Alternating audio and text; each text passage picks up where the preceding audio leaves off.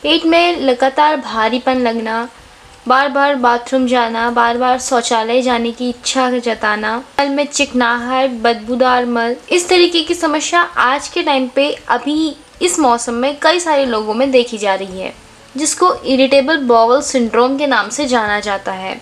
तो आइए आज इसी पर चर्चा करेंगे। नमस्कार दोस्तों, साहस होम्योपैथिक चैनल की हेल्थ की बात सीरीज़ में आप सभी का स्वागत है। और आज के इस वीडियो में बात करेंगे इरिटेबल बाउल सिंड्रोम यानी कि आईबीएस के बारे में। आईबीएस क्या होता है, क्यों होता है, इसके लक्षण क्या है, कारण क्या है, और सबसे ज़रूरी बात कि इसके लिए क्या क्या उपचार और क्या क्या टिप्स आप फॉलो करें जिससे कि आपको इस तरीके की पेट की समस्याएं ना झेलनी पड़े और अगर हो रही हैं तो पूरी तरह से सही हो जाए। आईबीएस यानी कि इरिटेबल बाउल सिंड्रोम बहुत ही आम बीमारी है। ये बीमारी लार्ज इंटेस्टाइन को प्रभावित करती है। इरिटेबल बाउल सिंड्रोम से पीड़ित व्यक्ति के पेट में दर्द, मरोड़, सूजन, गैस, कब्ज और डायरिया जैसे कुछ मुख्य लक्षण नजर आते हैं। यदि लंबे समय तक इस समस्या का उपचार ना किया जाए तो ये घातक बीमारी का रूप ले सकती है और कई बार कुछ केसेस में ऐसा देखा गया है कि बहुत लंबे समय से इस बीमारी से पीड़ित व्यक्ति के जो इंटेस्टाइन होती है वो थोड़ा सा गड़बड़ा जाती है या उसमें कुछ हानियां हो जाती हैं। ये सिर्फ कुछ रेयर केसेस में देखा जाता है, इसलिए ज़रूरी है कि आप शुरुआत से ही अपने खान पान में, अपनी रूटीन में थोड़ा सा बदलाव करें। अगर आप इस बीमारी के लक्षणों को नियंत्रित करना चाहते हैं तो ज़रूरी है कि आप शुरुआत से ही अपने खान पान का ध्यान रखें, अपनी जीवन शैली, अपना रूटीन को कुछ ऐसे बनाएं कि उसमें आप योगा भी इंक्लूड करें, उसमें आप एक्सरसाइज भी इंक्लूड करें और साथ ही साथ स्ट्रेस को कम से कम लें और पानी का सेवन बहुत अधिक मात्रा में करें। कई बार ये पूछा जाता है कि आईबीएस से किसी कैंसर का खतरा हो सकता है।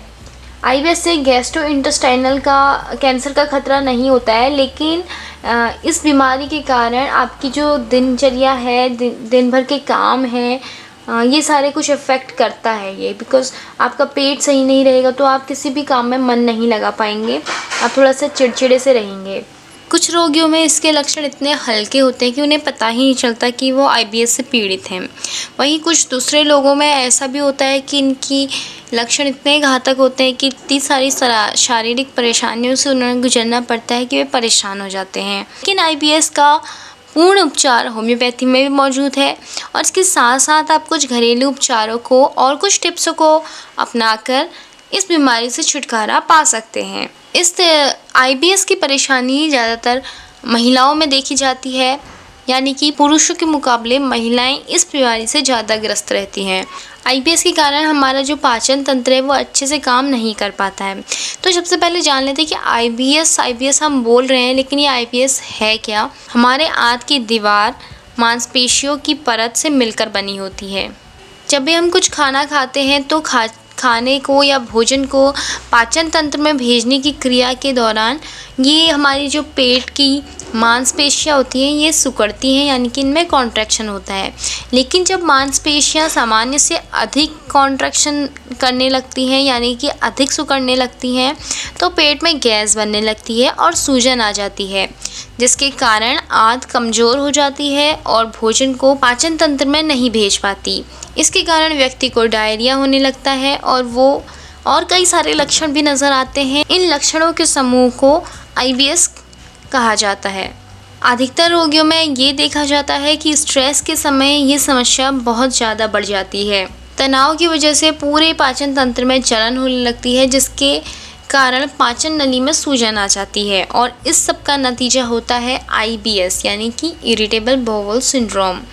महिलाओं में हार्मोनल बदलाव भी आईबीएस की वजह से हो सकता है। जैसा कि हमने आपको बताया कि महिलाओं में ये ज़्यादा देखा जाता है, इसलिए कई सारी महिलाओं में माहवारी के दौरान या आसपास समय में ये समस्या बढ़ जाती है। कई बार बैक्टीरियल इन्फेक्शन के कारण भी आईबीएस की समस्या हो सकती है। ये जानते हैं आईबीएस के लक्षण क्या क्या होते हैं। वैसे तो हर व्यक्ति में अलग अलग लक्षण आईबीएस के नज़र आते हैं, लेकिन कुछ कॉमन लक्षण हैं। पेट के निचले हिस्से में लगातार दर्द होना, पेट में भारीपन रहना, कभी कभार बुखार भी इसमें आ जाता है, कब्ज होना या फिर दस्त होना, व्यक्ति का वजन कम हो जाना, भूख की कमी होना, पेट में गैस, सूजन होना, पेट में ऐंठन और दर्द होना इसके कुछ सामान्य से लक्षण हैं। अब जानते हैं कि इस समस्या से कैसे बचा जाए। इस रोग के कारण जो पाचन शक्ति होती है वो बहुत सुस्त पड़ जाती है, इसलिए आप कम खाएंगे तो पाचन तंत्र प्रभावी तरीके से काम कर पाएगा। इसलिए ज़रूरी है कि रोग के ठीक होने तक आप भरपेट खाना ना खाएं, खाना थोड़ी कम मात्रा में लें और ऐसा खाना लें जो जल्दी पच जाए। भूख से अधिक तो आपको वैसे भी जब आप स्वस्थ हैं तभी भी नहीं खाना चाहिए, लेकिन इस समस्या के होने पर भूख जितनी है उससे थोड़ा कम खाएं।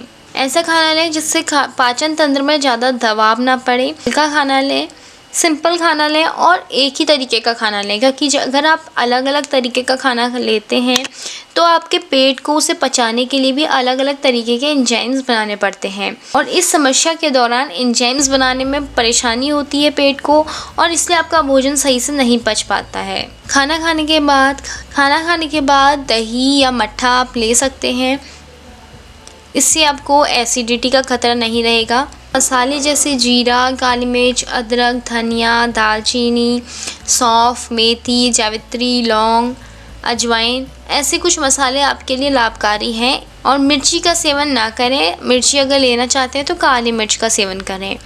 बार बार कुछ ना कुछ खाते रहने से बचें। भोजन को चबा चबा कर आराम से करें, जल्दबाजी में भोजन ना करें। पीपली को नींबू के रस के साथ या सेंधा नमक के साथ आप यूज़ कर सकते हैं। हींग, अजवाइन, सौंठ को बराबर मात्रा में लेकर के इसका चूर्ण आप सुबह शाम गर्म पानी के साथ भोजन के बाद लें। इससे आपको अपच नहीं होगी और आपका पेट ठीक रहेगा। इन कुछ टिप्स को फॉलो करने के साथ साथ आप होम्योपैथिक दवाइयों का सेवन कर सकते हैं। IBS के लिए होम्योपैथिक दवाइयाँ जाननी है तो वीडियो के नीचे डिस्क्रिप्शन बॉक्स में आपको इसका लिंक मिल जाएगा। कई लोग ये पूछते हैं कि इस केस में डॉक्टर के पास कब जाना है। देखिए, अगर परेशानी ज़्यादा है, अगर आपके पेट में बहुत ज़्यादा गंभीर दर्द हो रहा है और मल में खून भी आ रहा है, वजन अचानक बहुत ज़्यादा घट गया है, तो ऐसी स्थिति में किसी भी होम्योपैथिक डॉक्टर से परामर्श लें। तो आज की वीडियो में हमने जाना IBS के बारे में, IBS की समस्या के बारे में। आपको ये वीडियो पसंद आया हो तो वीडियो को लाइक करें, शेयर करें और चैनल को सब्सक्राइब ज़रूर करें। अगली वीडियो में फिर एक नई इन्फॉर्मेशन के साथ फिर से मुलाकात होगी। तब तक के लिए धन्यवाद। नमस्कार।